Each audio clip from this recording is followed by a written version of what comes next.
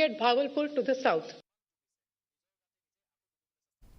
Ka Directorate of Civil Defence and Home Guards jangka Meghalaya kala Pynlong ya ka mock air raid precaution exercise hasil long mentakasni. UMK Sangma ubalong Joint Director jangka Civil Defence but Joint Commandant General jangka Home Guard. Ula pentip ba ya ka ni ka drill lajit banle tang hakikat tu ka ni kicaka. Kat ba ya ka drill ka bakham he ka bandan ru bat ki pulit ki tenat ka kwat ka khia ka PWD bat ki nong shong shnong labu ban Pynlong hakisni banwan. Ha ka ni ka exercise la pensawa ya ki siren ha kapor henriu steng Janmiet kabla buat pat daga jing pendep boarding na ka benta arminin la batha iki pat ba ban pendep ya ki light changki ya ki bayad denti la batha ban wat iki cakari bat la batha ru ban pendep ya ki solar light kani ka drill ka thmu ban pen khlan ya ki jing pen kre jing ki shipa yada bat ki nong ai jing shakri habadon ka jingja.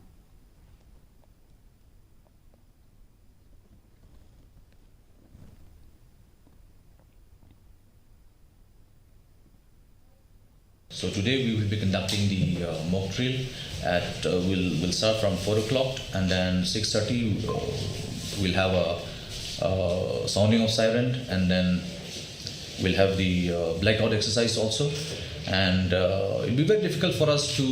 tell each and every individuals to switch off their lights in a very short time and then participate in the blackout exercise. That's why we have decided in a meeting with the Principal Secretary that we will request the MECL to cooperate with us, and they have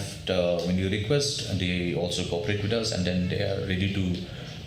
actually initially we plan to black out the entire state, but then they also have some technical problems. That's why they requested what if we just do the blackout shutdown only in Shillong, Joai and Dura.